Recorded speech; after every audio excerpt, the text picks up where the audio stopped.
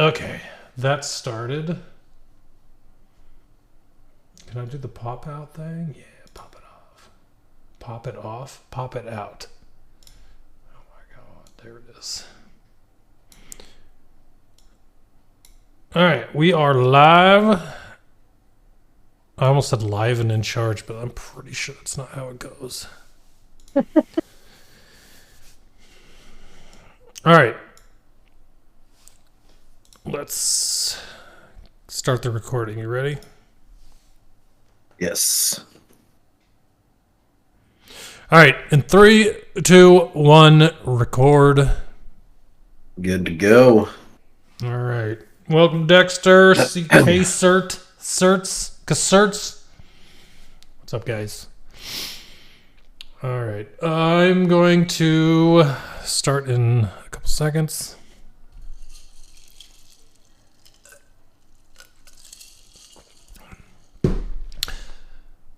Hello, everybody, and welcome to the 16th episode of the Coffin Corner Podcast. I'm your host, GoodNightPunk, and with me, as always, is my good friend, Richie. Richie, what's going on, dude? Oh, not too much. Still full from Thanksgiving. Dude, I've been eating... My brother gave me about an inch-thick piece of spiral ham off the ham, just straight off the ham. About that thick. I've been eating sandwiches off of that thing for like 3 straight days. Nice. And I still have a ton of it. I ate leftovers Friday, Saturday, and Sunday, and that was enough for me. You're like, I'm ready to eat something else. Yeah, I just need something besides turkey and stuffing and mashed taters. Yeah, makes sense. Understood. Was your Thanksgiving good? Did you enjoy yourself? It was nice and quiet, just me and my parents, and despite the Bears, another comical loss by the Bears, they ended up firing Matt Eberflus, so all's well that ends well. I was able to enjoy Thanksgiving after that game ended. Yes. Watching you started traveling in the second half. Yeah. Halftime, I left my house to go to my brother's house for Thanksgiving, and then by the time I got to my brother's house, that's when the second half happened, and it was completely different than what was happening when I was at my house. So I'm like, this is annoying. And then, of course, everybody wants to talk to you. Oh, yeah. So I'm like, I don't want to talk right now. Do you not see what's happening? The kid. So I loved your text about having a specific spot on your couch that you sit in, and then you weren't there. So yes, the fear of a loss was real. I literally never sit in that spot, but somehow that's the spot for football. So any other time of the week, I'm never in that spot. But during football, I have to sit in that spot. I'm curious because I know your couch. Which spot is it? It's the spot on the couch next to the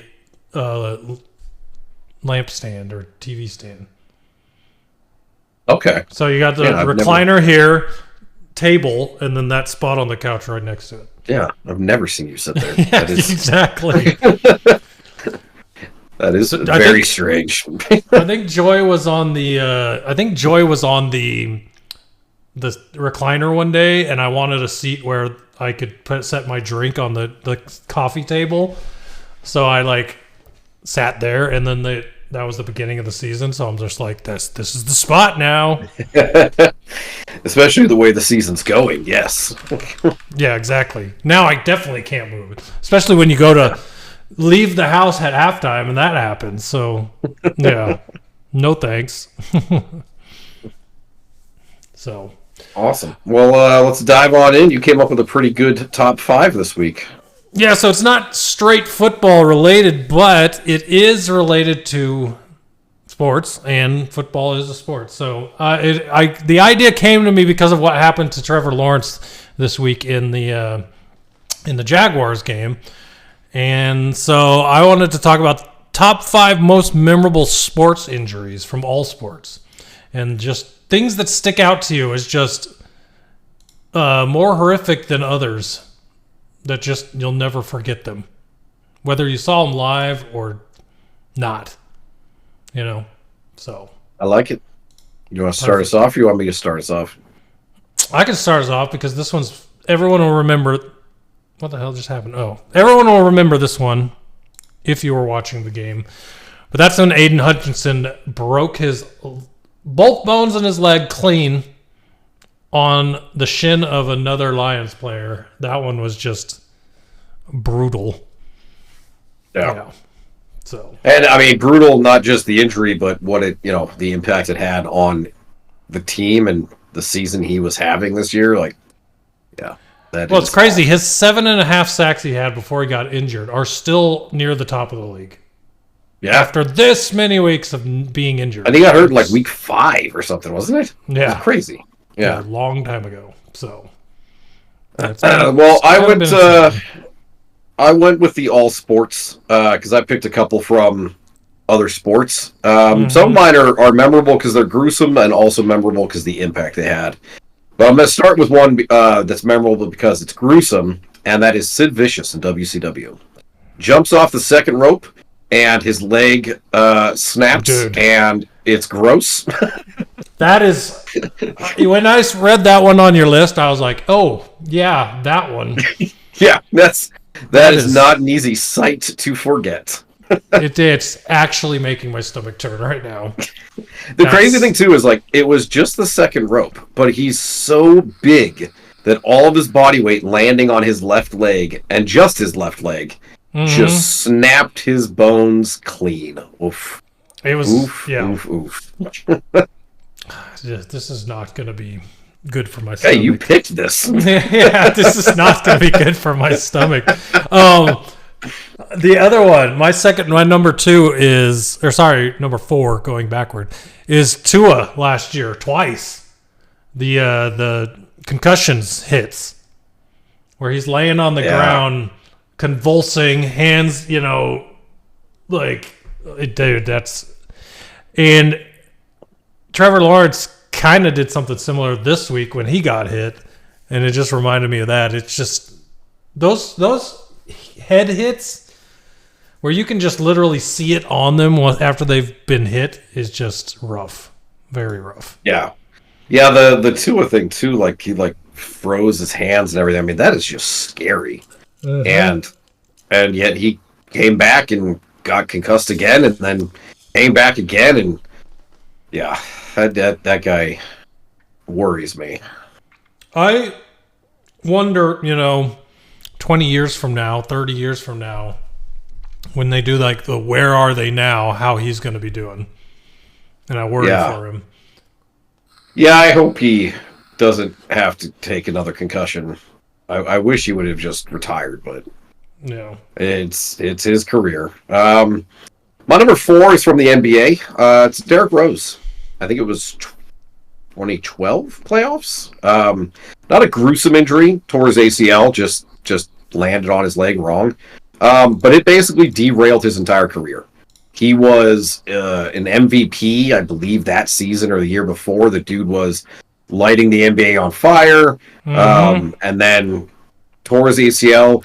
It was game 1 of the first round of the playoffs. They were up by 12 with about a minute left. And he was still playing. And then he tore his ACL and was never the same player. And yeah, it was crazy. Multiple things about that are just sad to me because he was the great hope for Chicago since Jordan's retirement, right? And he was really, really good. And then since then, they've not had anything.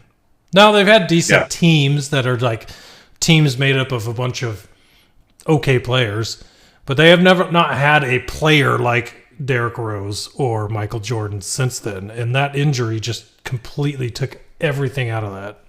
It was sad. Yeah, it's hard to find, like, he was a top 5 player in the league at that point, besides like LeBron and whatever. But it's crazy because he played for years after that. But he was never the same player. So you think about like what he could have accomplished if he had stayed healthy. Like, it's nuts. Another career cut short by injury. I have another one of those on my list.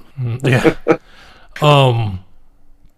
This one always stuck out to me, and it's really old, and it's not from a sport I watched back then, right? But this is from hockey in 2004. There was a guy named Todd Bertruzzi that cheap shot a Colorado Avalanche player named David Moore, or not David, I keep thinking it's David Moore, Steve Moore, from behind, sucker punched him from behind, knocked him clean out.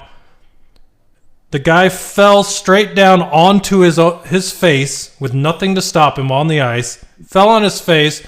Todd Bertruzzi then lands on him and is laying on him, still punching him, while his teammates pile on top of this unconscious guy laying on the ice, right?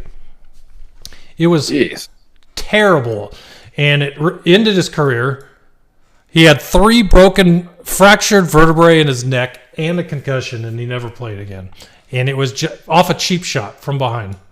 And with hockey, like, they fight all the time, but this wasn't a fight.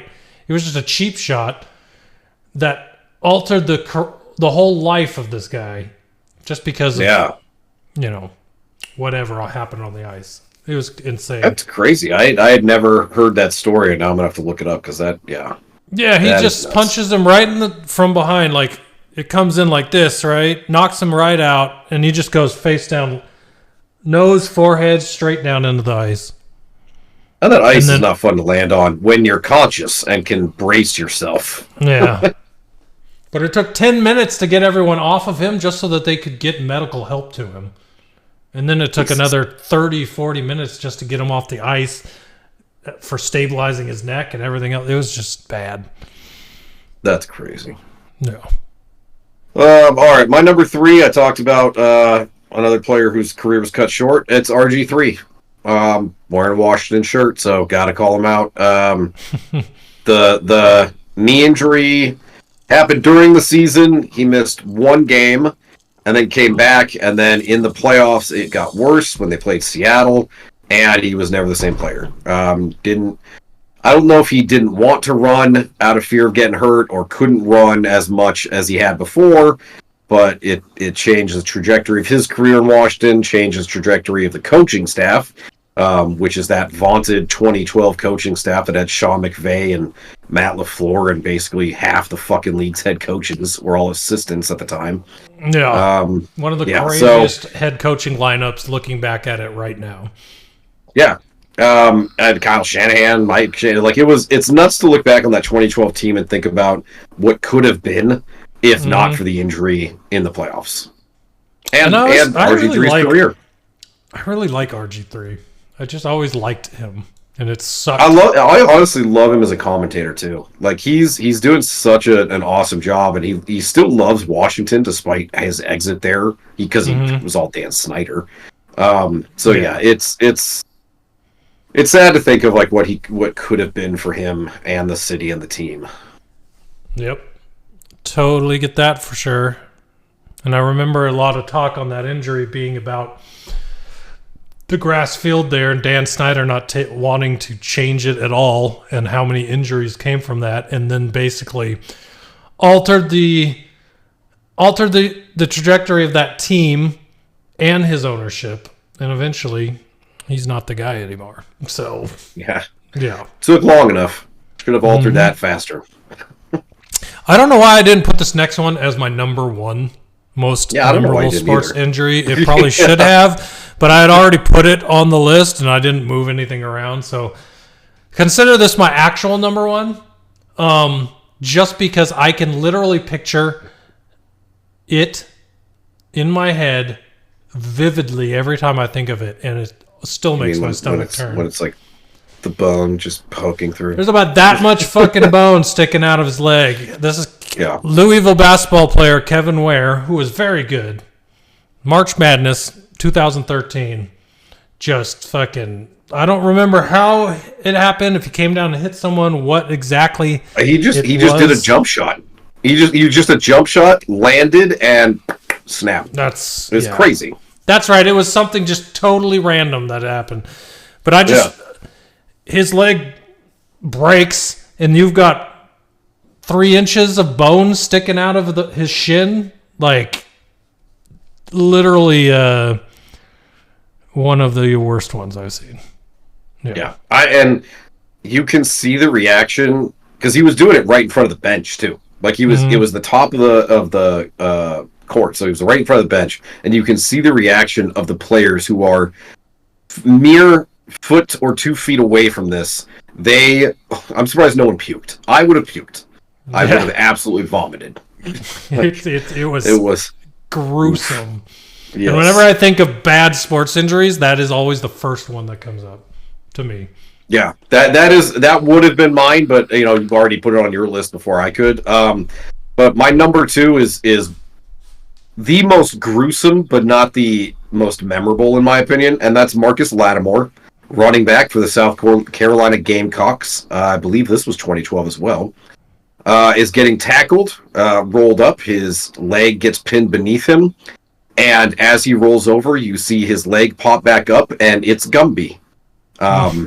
Every tendon had been torn, and his leg was just flapping in the wind.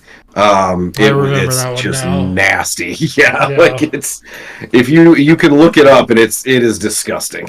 Like, oof. I remember that one. Like, I remember watching the replay, I think, online, because I watched the game live, and I was like, oh my god, like that. Oof. Yeah. Those are the type of things you're scrolling through Twitter. You're like, what happened in college football today? And then that pops up, and then especially in new Twitter with the For You page, if you stop and you watch it, now you're going to see it like 18 different people have tweeted it, and you're going to see it over and over. Yeah, it's bad. Yeah, no bone through the skin, which I do agree is more gruesome to me, but the sight of his leg just like flopping around all willy-nilly, that gives me chills. Makes your stomach hurt. Ugh. Yeah. My not actual number 1, but on my list as number 1 is Alex Smith, another Redskin injury. And yeah, that lower leg injury to Alex Smith always sticks out in my mind too. Was that playoffs too? I can't remember if it was regular No, that was regular season. I believe it also happened in the same area of the field where RG3 got hurt and Chase Young ended up getting hurt a couple years later. Like, they just that field is terrible, bad. Yeah, that was a bad one, especially considering that. Come to find out, he almost lost his leg during recovery. Like, the gangrene and all that. Like, there's a documentary. I don't remember where I saw it. It might have been an Amazon Prime documentary that I watched on him and his recovery from that injury, and it was scary. Like, he almost lost his life. Yeah, because of the infection and everything. Because it was covered, trying to get the like it was wrapped up or whatever. When they unwrapped it, they realized, like, this is really bad. Yeah, I don't know. It's crazy. Yeah, you see like pictures of his leg and how much muscle and stuff they had to remove, and it is crazy. But glad he made a recovery. Sure. My number 1 is memorable because I'm pretty sure the guy's heart stopped, and that's Damar Hamlin. It's recent, but I will never forget a game being stopped. Just absolutely stopped, and okay, everybody go home, because this player had actually died on the field and had to be recovered by resuscitated by the EMTs. I will never forget that moment.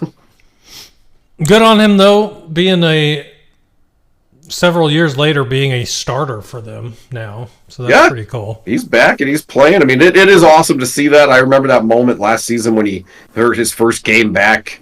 And then, and it's just, I mean, it's nuts to see a game get canceled like that. Like, and not for weather. That game being canceled cost me my championship in fantasy football. Oh, that's right. That's in our Dynasty League.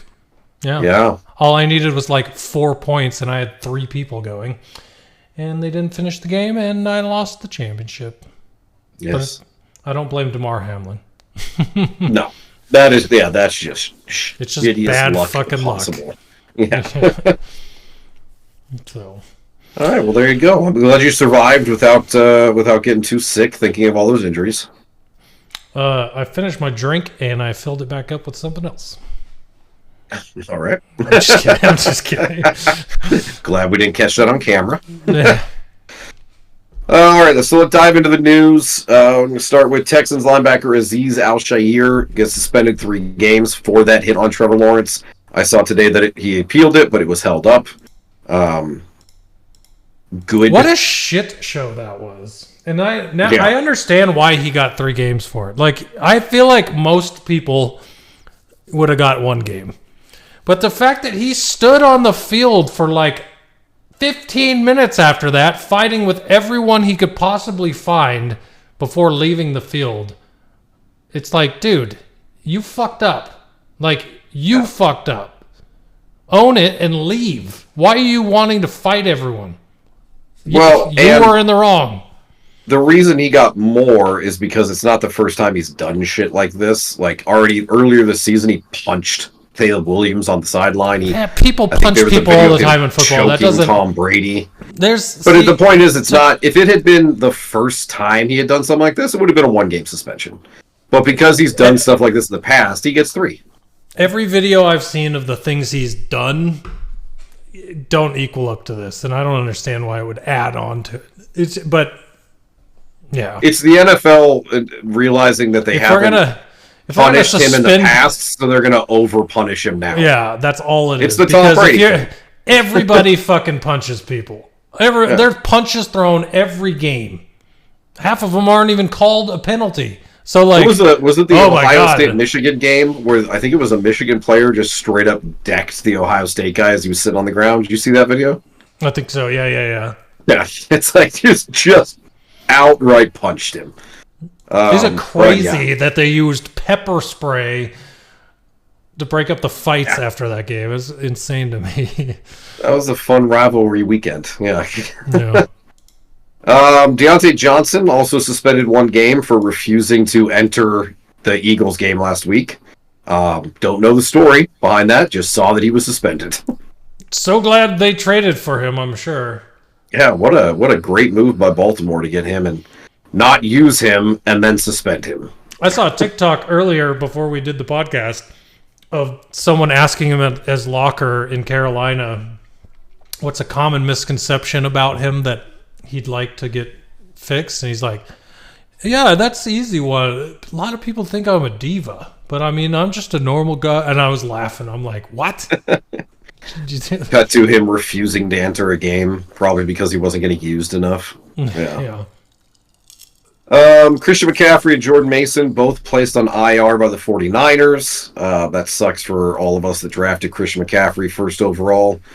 And then the Jordan Mason thing surprised the hell out of me, because that meant that Isaac Guerrero, who I had been holding on to in a lot of leagues all season, is now the starter. So, very happy with that. It's pretty awesome. And the shitty thing is that in the 2 weeks I don't have him, not for them. I cut him, like, one of them I cut him on, like, November 20th, and the other one I cut him, like, last week. So I held on to him as long as I could, and then finally needed the bench spot. And now here he is, the starter. And now you're like, I could have. Okay. Who's picking him up? Let him go. Yeah. I need him. But I've got him in our dynasty, so that's good enough. There you go. Trevor Lawrence placed on IR for the concussion and also getting shoulder surgery, so it looks like he's done for the year.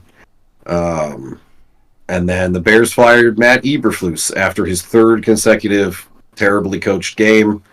Actually, I guess 4th, considering the Patriots game.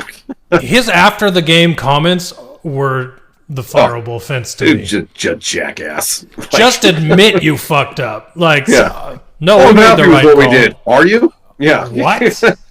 That was probably the most horrendous, like, clock management I've ever fucking seen. And you're gonna stand in front of everyone who knows you're wrong and say, we did what we were supposed to do.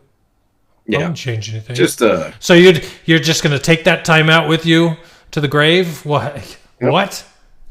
So I love too the next day when he's having his press conference saying, "Oh yeah, I'll be coaching next week, no problem." While his bosses are meeting discussing firing him, like just a fucking tool. I remember watching Hard Knocks and watching Nick Saban talked to him about coaching, and Matt Eberflus looked like a deer in the headlights. He had no idea what he was talking about. And it's like, oh, you don't understand how to coach. Like, you may be a good defensive coordinator or were at some point, but you don't understand coaching. So, yeah, that's good for the Bears. Addition by subtraction. I'm curious, do you think Ben Johnson takes that job? That's everybody says it's like his dream job, I guess. Anytime a job opens up, someone thinks it's going to be Ben Johnson. Well, but everybody says it's his dream job, which I don't know if he's from the area. I think if they pay him, he'll take it. I don't think he has any problem playing in the division. But, who knows? I just don't know anything about Ben Johnson to know if he has ties to the Bears and it is, in fact, his dream job. I don't know either. So, yeah. I know that people have talked about your team's offensive coordinator becoming their coach. Cliff Kingsbury. To which I say, please hire him. Because that would mean more crappy Bears teams, and I'd be happy. The thing about Cliff Kingsbury, so he interviewed for the offensive coordinator job last year, and they didn't hire him.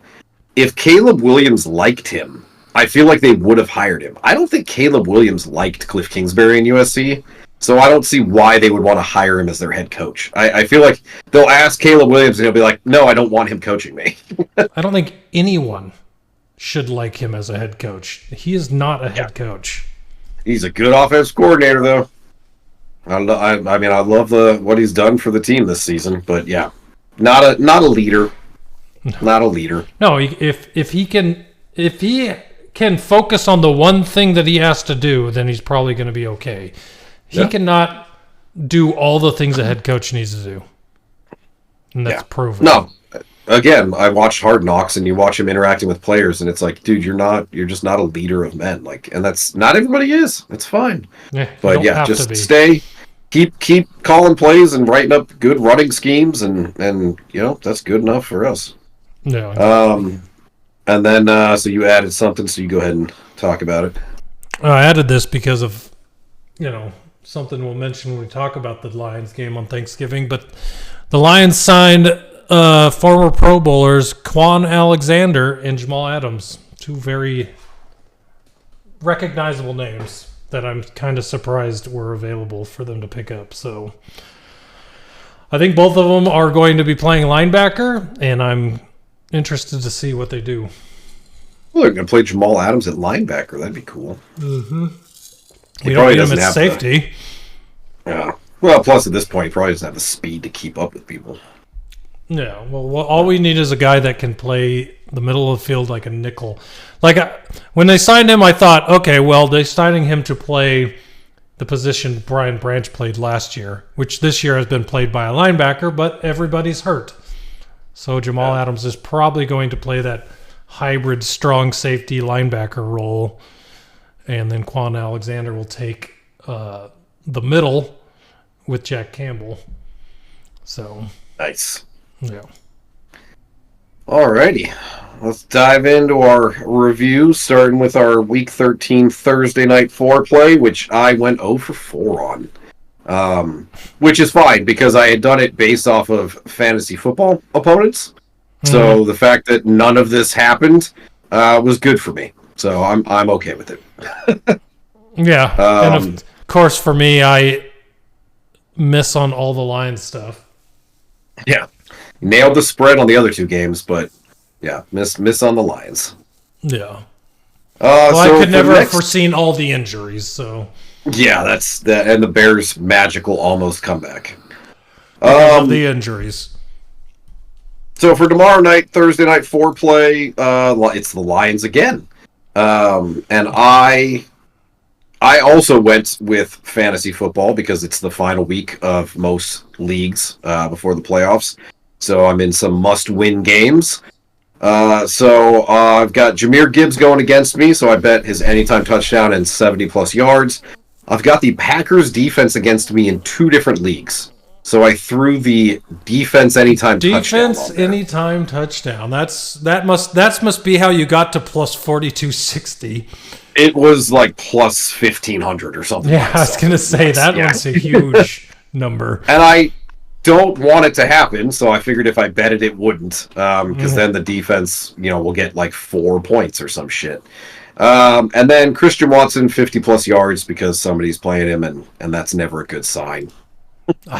Does that guy ever catch passes? He'll catch like 2 for 80.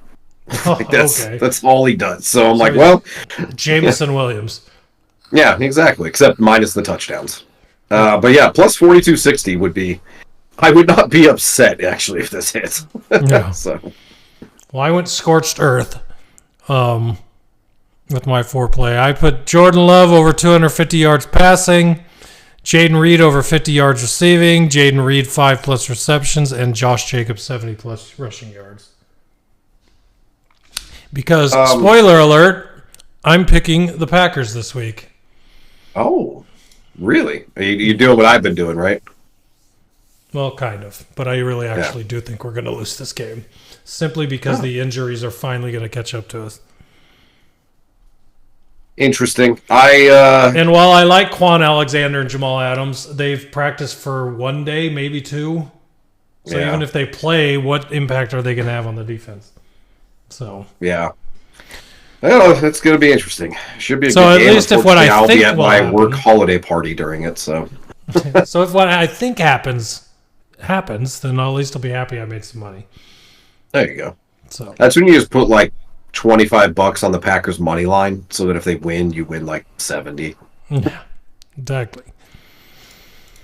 All right, so going into our Week 13 review, we talked about the Bears-Lions game. Lions hang on to a win. Listen to this. The Bears. All right, you ready for this? Injuries. Terrion Arnold, Josh Paschal, right knee. Levi Onwuzurike, left hamstring. Mekhi Wingo, mild right knee sprain. DJ Reader, left shoulder injury. Dan Skipper, right back or ribs injury. Khalil Dorsey, right lower ankle injury. Malcolm Rodriguez, right knee injury, torn ACL. Kendall Vildor, left arm contusion. Zadarius Smith, cramps. Brian Branch, left ankle. All from that game. And only one of those guys is an offensive player. Yeah. And people are like, yeah, the Bears are amazing. Look at that comeback. I'm like, nobody was on the field the second half for the Lions. Did you see the first half? The only reason they even came back is because every one of our players got injured. Which is why, I saw they were already like 4 players announced as out for tomorrow. Josh Paschal's out, Onwuzurike's out, DJ Reader's out, Taylor Decker's out. Yeah, it's gonna be hard tomorrow for them to win. Well, we shall see. Giants, Cowboys. Cowboys get the win. It's not a surprise. They're playing against Drew Lock. Packers, Dolphins. Dolphins can't play in the cold weather, so I don't know why the NFL scheduled them out Thursday on Thanksgiving night, but sure. Yeah. Raiders, Chiefs. Chiefs win another very close game with the dumbest of luck. Good for them, but I bet they're going to be bounced in the playoffs immediately. Vegas did something stupid at the end of the game, right? It was a bad snap that bounced off the quarterback and was recovered by the Chiefs, and the Chiefs win. They should have just kicked the field goal. The Raiders were trying another play on third down for some reason. That was the game where they called. This is the game where they called illegal shift, right? Yeah. Yeah. And everyone is like, isn't that a dead play? Yeah. Shouldn't that not be a... Well, and also, I don't know why the Raiders on 3rd and 6 with like 12 seconds, they're like, oh, let's call one more play. It's like, just kick the fucking field goal. I don't know what you guys are doing. They should have won that game. Surprisingly. Yeah. Because I thought that game was going to be super freaking boring, but the Chiefs play to their opponent's level every game, so I should have been surprised. I think the Chiefs have the Chargers this week, which I definitely see the Chargers winning, to be honest. And then I would really love to see the Chiefs end up as the number 2 seed, so they have to play in the first round and get bounced. Like, sorry, Chiefs fans, but I don't care about your trying to win 3 Super Bowls in a row. Yes, I would love to get rid of that narrative in the first round of the playoffs and not have to hear it 400 fucking times. Just enjoy the rest of the playoffs. Yeah. Just enjoy the playoffs. Chargers, Falcons. Chargers win because Kirk Cousins threw 4 interceptions. I remember those days. But the Falcons are falling apart. People were talking about Penix starting. I'm like, do you know how much money you're paying Kirk Cousins? No, he's not going to be starting. You're not benching Cousins. I'm curious to see what they do with Cousins next season, because at some point it's like, well, Penix, they want to start him, I'm sure. But then your backup's going to be making $40 million a year. Yeah. Colts, Patriots. This was an exciting game. Patriots almost get the win, man, but the Colts going for 2 at the end of the game like that. I like awesome. The aggressiveness. Yeah. I like it, especially for a Colts team that has been going through a lot of scrutiny. And then they're like, you know what? Down here, go for 2. We got our quarterback with the legs of a horse. We'll just try to get it into the end zone. And I like Anthony Richardson getting benched and then coming back and he's playing better, and it's like, good for him. Like, people want to give up on him and Bryce Young after a year and a half. Well, that's a crazy part, right? Because, yes, Anthony Richardson is playing well after being benched and coming back. I don't think that anything could be bigger than the way that Bryce Young is playing after being benched and coming back. Yeah. Carolina's been in every game the last 3 to 4 weeks since he's come back. And he's playing like crazy. And I've become a Bryce Young fan. Listening to him talk, doing interviews, super professional guy, very thankful for his opportunities, everything. Just really, really cool guy. And then seeing him actually do well, I'm becoming a Bryce Young fan. Nice. So, like to see it. Mm-hmm. Texans, Jags. We talked about the hit on Trevor Lawrence. The Texans get the win, keeps them leading their division. Seahawks, Jets. Seahawks win a close one. That was Jets almost got a win out of it, but I love Leonard Williams' 95-yard pick six or whatever it was. That was awesome. That was insane. Yeah. Love the very long big man touchdowns. Oh, love seeing the big man rumbling. Exactly. Steelers, Bengals, awesome shootout. There was like 90 points scored in this game or something crazy. That was exciting. Highest scoring game between those two teams ever. Yeah. Usually you think defense when you think of those two teams, but that was not the Bengals offense. This year. Yeah.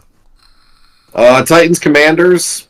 Commanders get back on track after a terrible November. So maybe it was just a bad month for them. Now they go into their bye week, come back against the Saints. They get Marshawn Lattimore healthy against his old team. At 8-5, you win 2 more games, which hopefully will be the Saints and Falcons, and we should be good for the playoffs. So I'm loving it. Nice. Cardinals, Vikings. Yeah. I mean, it's very rare that I get to see my team put up 40 points, and they've done it like 3 times this season. So it's been awesome to see. Cardinals, Vikings. Cardinals led by 13 at one point and then lose by 1. I don't fucking know. Their coaches, I don't care what they say. Their decisions in that game were stupid.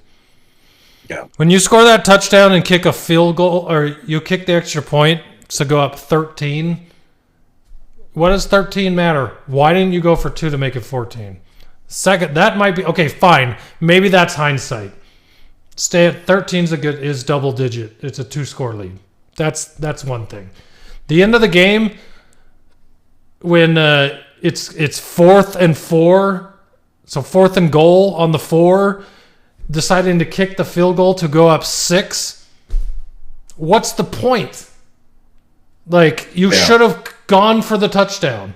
You don't get the touchdown, you're still up by a field goal, and all you got to do is hold them to a field goal. And if the reason you kicked the field goal, you said, is because you trusted your defense. Well, you should have trusted your defense and gone for the touchdown. That way, if you didn't get it, you trusted that they were going to hold them to a field goal, and then at least you're going to overtime. But kicking the field goal and going up 6, if they score a touchdown, literally all they got to do is kick the extra point and they win. And guess what happened? Just conservative BS calls by their coach that makes no sense. And they were talking about it on the radio, right? They're like, last year, the Cardinals were 5th in the NFL on going for it on 4th down. 5th in the NFL. You know what they are this year? 27th. So it's like, well, last year we didn't have anything to play for, so we went for it on 4th down all the time. Now this year that they're actually playing for the playoffs, he's the most conservative person in the world, and it's screwing them. It's like, come on, man. Yeah, that's just me, the Lions fan, who we always go for it all the time. Maybe that's just why it pisses me off, but that was a stupid call. The thing that pisses me off is that's the second week in a row the Vikings have won a close game against a bad team, and people still want to talk about the Vikings as a Super Bowl contender. I'm like, no. They're probably going to lose in their first game of the playoffs too. Like, they're just not that good. They couldn't. The Arizona's defense stifled them for 3 quarters. Yeah. Why are you going to talk?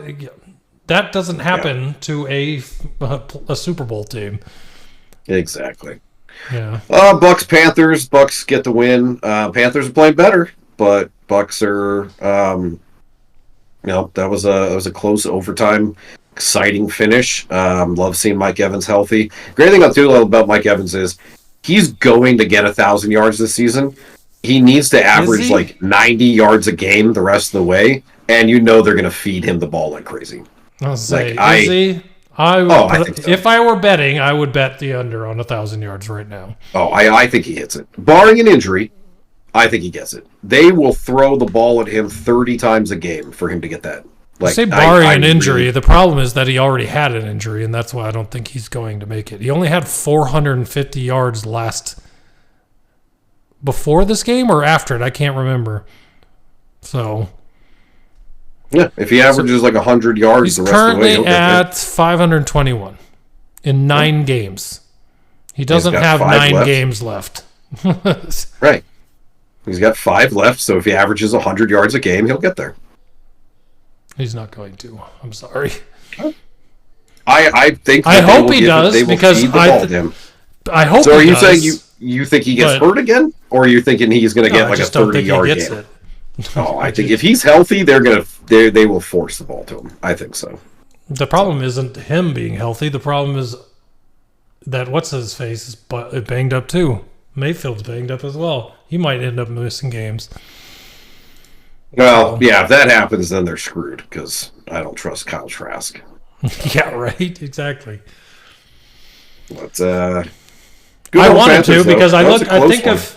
His 1,000 years in every season that he's played is one of those types of statistics that I think are amazing, and I want to continue to go. I just don't think it will.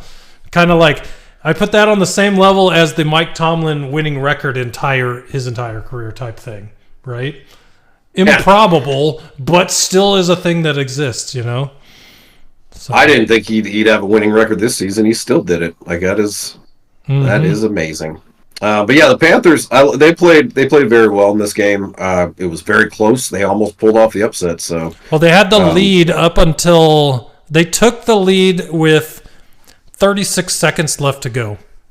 Yeah, by 3, and still somehow managed to give up a field goal for the Bucks to sneak into overtime and then take it from them. So they had the win. They were almost there, but they're just young and can't close out.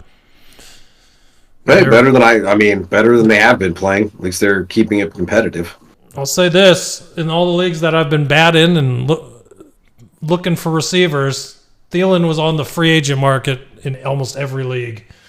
And when I picked him up while he was still on the IR in multiple leagues, and he is going crazy since he came back. Yeah, they're definitely getting him involved. Bryce Young likes having that veteran security blanket, and it's working out well. Jonathan Brooks not doing much since he came out, but it's only been 2 games, so I'm hoping he gets going. Rams Saints.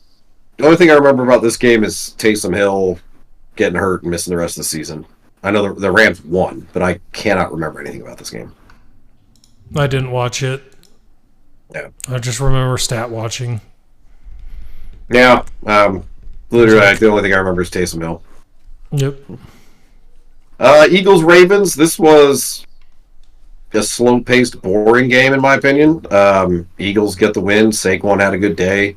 Derrick Henry did okay too, but I was hoping for the points we got in the Steelers-Bengals game. I was hoping we would have gotten this one because I had like Lamar and Jalen Hurts and AJ Brown and all these different players going in a bunch of different leagues, and I was like, yeah, let's have a 40-35 game, and nope.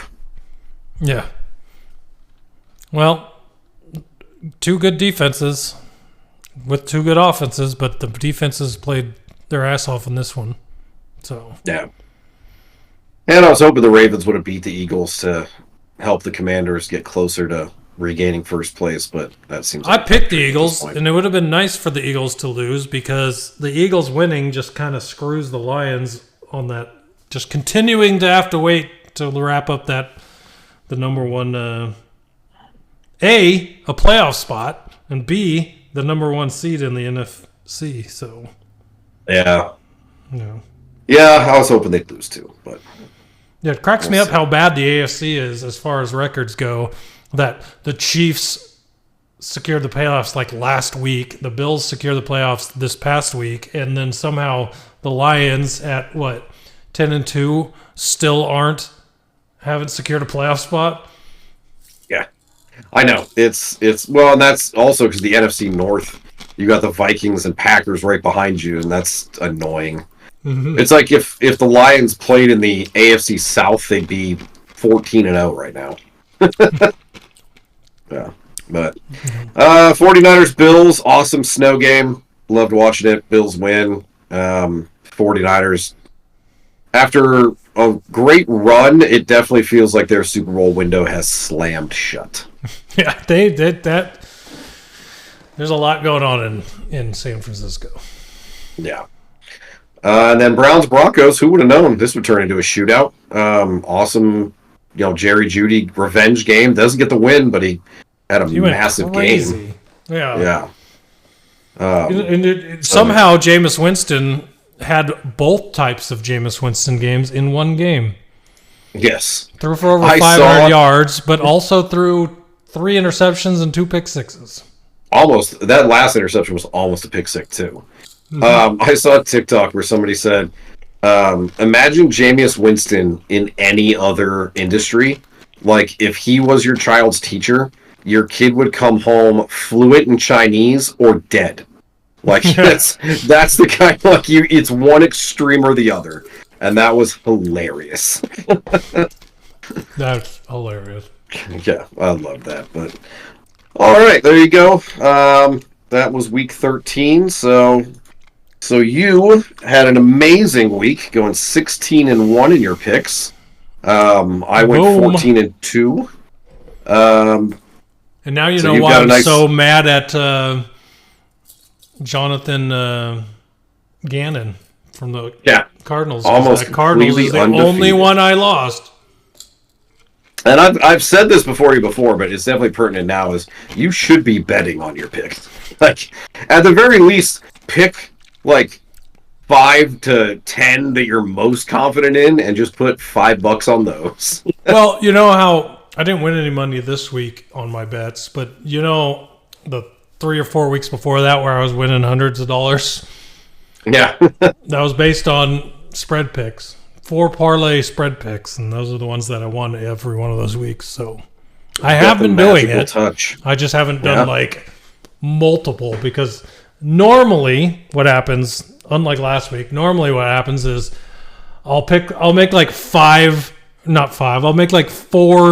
5-game parlays of my picks, and then each one of them I'll have different games, and then each one of them one team fucks it up in every one of them. So no. Well, even if you don't do against the spread, if you just did money line, I think it feels like we like you start off a little 8-4 whatever throughout the season, but like now at this point you're just on a hot streak, and it's like I need to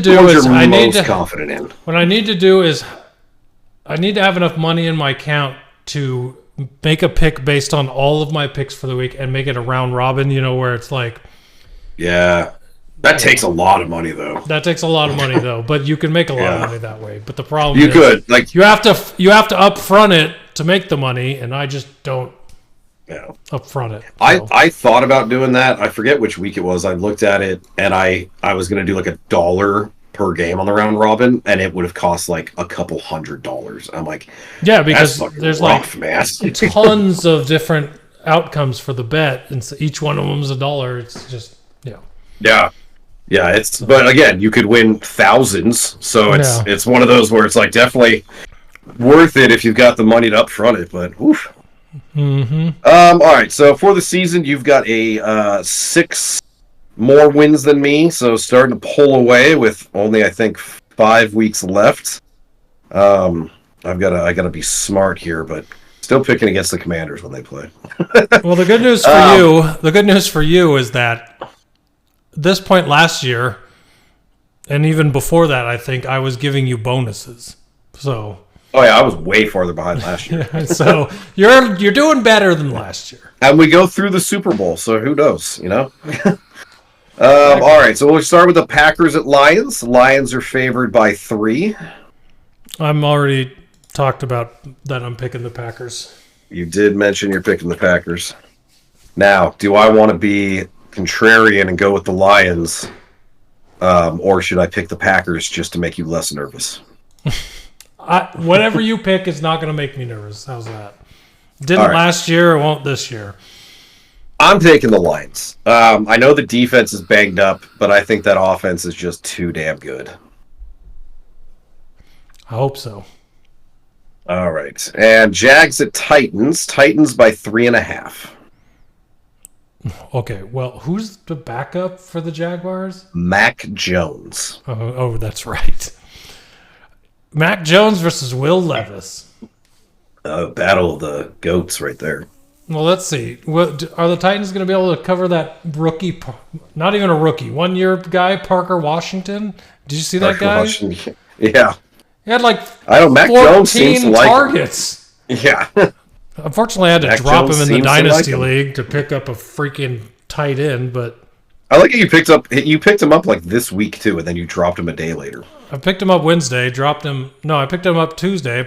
Dropped him today just because I had to have a tight end, and freaking Ferguson from the Cowboys has been injured for freaking 10 years, it feels like. Not on the IR, just never plays. That's why I had to drop Nick Benito, even though he won my matchup for me Monday night with his 30-some-odd points. Unfortunately, I just did not have the room for him. What if I told you I think the Jags are going to win? After the way the Titans looked last week, I wouldn't be surprised. I just don't know about Mac Jones, personally. Well, Mac Jones played pretty well in the game when he came in. 20 for 32, 235 yards, 2 touchdowns. I think you'll be fine. You going with the Jags? I'm going with the Jags. Jags over the Titans. I'm going to go with the Titans. It's close enough at this point. I'll just go separate, see what happens. Jets at Dolphins. Dolphins by 6. I don't know why the Dolphins are favored by 6. I know the Jets suck, but so do the Dolphins. I'm still going to take the Dolphins. Dolphins. I'm going to take the Dolphins as well. Jets have been close. Wouldn't be surprised if they pull this off, but Dolphins are home. Tua's been looking good these last couple weeks, even though he's not throwing a Tyreek Hill. So, yeah. I'll go with the Dolphins. All right, Falcons at Vikings. Vikings by 6. Falcons at Vikings. I'm going to take the Vikings. Yeah, Falcons have looked too bad the last couple of weeks for me to take them against the Vikings. Do you think we see Michael falling apart? Do you think Michael Penix plays at some point? In this game or this season? This season. No. I think you paid him. I think you paid Kirk Cousins way too much to make a decision like that this season. Makes sense. You're not playing for anything, and I understand that you're still 6. Win their I mean, they're at the top of their division. Yeah. Okay, so they are playing for something. You're not going to win in the first round of the playoffs. Probably. Sorry. So, run it with Kirk Cousins. If nothing happens, figure it out in the offseason. I kind of feel like they'll get to a panic position and put Penix in at some point. But that's a real panic. Here's a guy who hasn't played all season. We're number one in our division. We have to put him in. Well, if they start to lose and get like it's week 17 and they're trying to find a spark, I wouldn't be surprised to see him put him in. Yeah. Saints at Giants. Saints by 4.5. Everybody's a loser in this game, including the people that watch. Saints. I thought Drew Lock looked better than I expected, but he still ain't good. So I'm going with the Saints. Yeah. Panthers at Eagles. Eagles by 13. Panthers to cover, Eagles to win. I like that. There's no way the Panthers are losing by 13. They've played every single team they've played recently. They've played close, and they've been good teams. They lost to Kansas City 30-27. They lost to Tampa Bay 26-23 in overtime. Yeah. So. Browns at Steelers. Steelers by 6.5. Steelers. Browns are bad. Yeah, I know the Browns beat them like 2 weeks ago, but that was a snow game. I think the Steelers get their win back here. Yeah, and it's Jameis Winston, so. Yeah. He threw for. He might have had 2 pick sixes, but he also threw for 500 yards last game, so he's due for a really bad stinker. Yeah. And that game they was good. The only reason the Browns beat them, it was a close game. It was snowing. The Browns were at home. Like nobody was Steelers scoring. At home. Yeah. Raiders at Bucks. Bucks by 6.5. Bucks. I just could never pick the Raiders for anything. Even if they played Kansas City close, it was Kansas City who plays everybody close. Yeah. Now, you mentioned Baker banged up. If he doesn't play, I give the Raiders a shot. But if Baker's healthy, I think the Bucks win. No. Seahawks at Cardinals. Cardinals by 2.5. Well, we've already established that I can't pick Cardinals games, so Cardinals are favored, but I'm still going to pick. I see the Seahawks have played crappy lately too. This is a crap I will not shoot. be at this game, if that helps. So there's no curse against the Cardinals with me there. Yeah. But your dad's going, right? No, we sold him. Oh, okay. Well then, still doesn't help me. I'm gonna take the Seahawks. I just don't know how the Cardinals have been in this position this season anyway. And the Seahawks have already beat them, so I'll just stick with the Seahawks. No, I got to be different, so I'm going Cardinals. I don't think they win, but got to, at this point, try everything. Bills at Rams. Bills by 4 only. Yeah, that's the Bills. I looked, we were talking about we couldn't remember the Rams game last week. It's because they didn't score the entire first half. They didn't do anything. Yeah. I don't understand this spread. 4 points? I think the Bills cover that. I can see them winning by a touchdown. Yeah, if they were playing outside, maybe, if there was snow expected, they're playing in a dome. Yeah. The Bills will be totally fine. And there'll be plenty of Bills fans in LA, trust me. Yeah. All right, I'm going Bills too. Bears at 49ers. 49ers by 4. Give me the Bears. Damn. I was hoping that was one of the ones. Who's on the 49ers to give them a 4-point spread against the Bears? Yeah, damn it. I can't pick the 49ers. I think the Bears, firing their head coach, the team's going to be motivated. They'll pull off a win against a depleted 49er team. They managed to almost pull off a win against one of the best teams in the NFL on Thanksgiving, despite their coach. Yeah. Everybody on the 49ers is hurt. What? Yeah, I agree. Chargers at Chiefs. Chiefs by 3.5. Hey, I don't know what I want to do with this one. Hold on, I'm going to look at the Chargers' last few games here because I feel like they beat Atlanta barely. Okay, good job. They lost to Baltimore in a close one, but that was the Brother Bowl. I'm going to take the Chiefs. Going Chiefs. I mentioned earlier, I think the Chargers pulled this off. The Chargers. And last one, Monday night, super exciting. Bengals at Cowboys. I'll take the Bengals to finally get another win. In a shootout. Like every Bengals game is. If you have CeeDee Lamb this week, you're in for a treat. And I do somewhere. All right, there you go. Now we got to pick our bonuses. Give me the Jags over the Titans. All right. And I'm going to make mine. I'll make mine the Lions.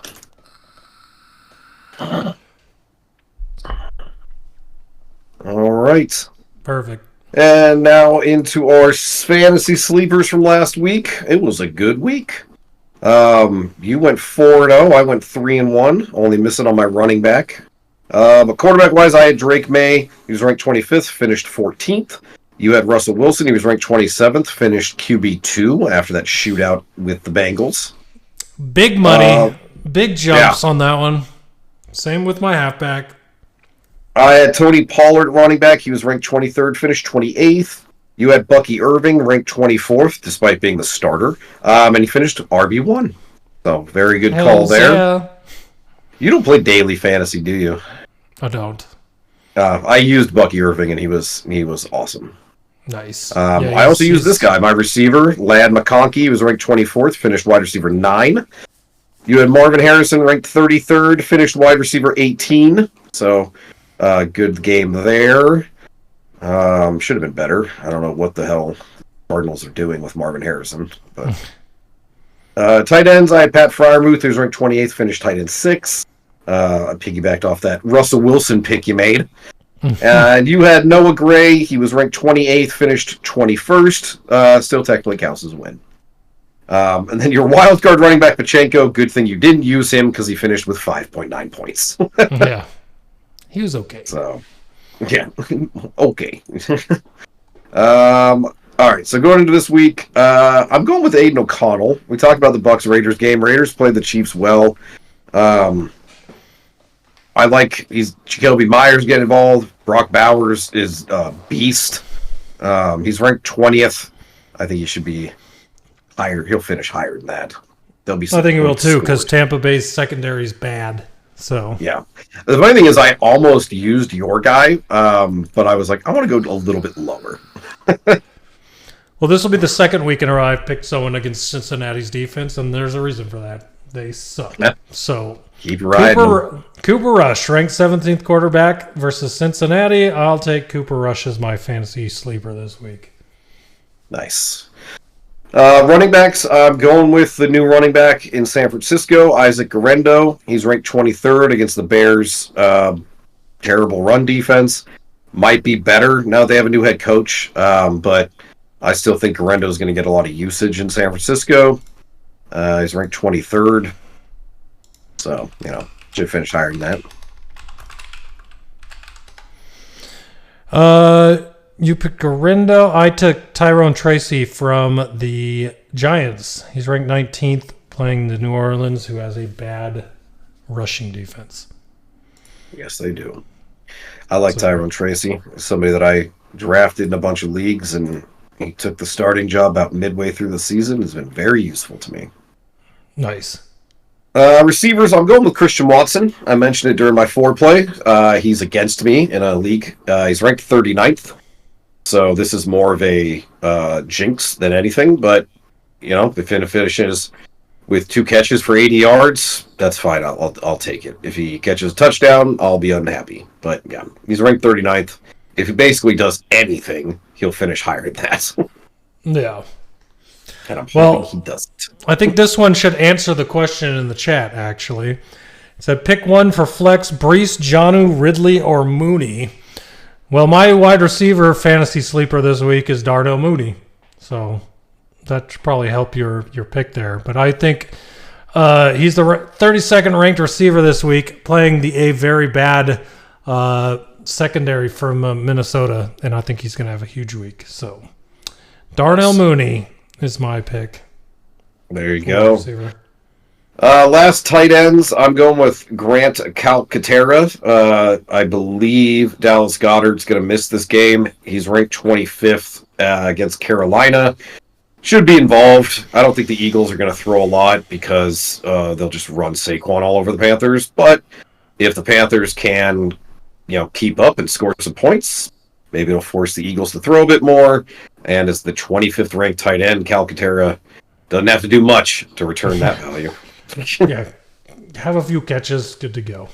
I got Chig Okonkwo from the Titans playing the Jacksonville Jaguars, ranked 22nd tight end. I think that he'll have a good game. Nice. So, all right, well, there you go. That is our week 14. Is it week 14? Yeah, it's week 14, right? Yeah, week 14 episode. This is awesome. Well, thanks everybody for hanging out, stopping by. For all of you that have been here throughout the podcast, we appreciate you. If you're listening to this, you can always find us on Wednesday nights on TikTok at Coffin Corner Podcast.